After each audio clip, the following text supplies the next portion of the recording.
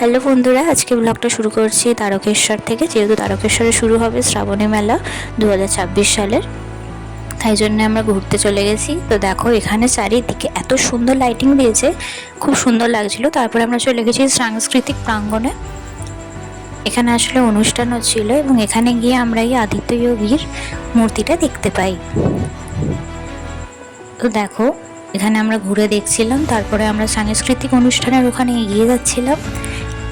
জায়গাটা আসলে অনেক বড়, তোমরা যদি কেউ আসো তোমরা নিজেরাও দেখতে পাবে। তারপরে এখানে গিয়ে দেখি একটা সুন্দর অনুষ্ঠান হচ্ছিল, এত সুন্দর একটা অ্যাম্বিয়েন্স ছিল চারিদিকে, খুবই শান্ত একটা পরিবেশ ছিল। তারপর এখান থেকে আমরা চলে যাই মেন তারকেশ্বরের ওখানে, দিয়ে ওখানে এই ওয়াল পেন্টিংগুলো দেখছিলাম। তো নেক্সট রেজাল্ট লাইট শোটা আসছে ভিডিওর মাধ্যমে, তোমরা সবাই দেখতে থেকো। টাটা।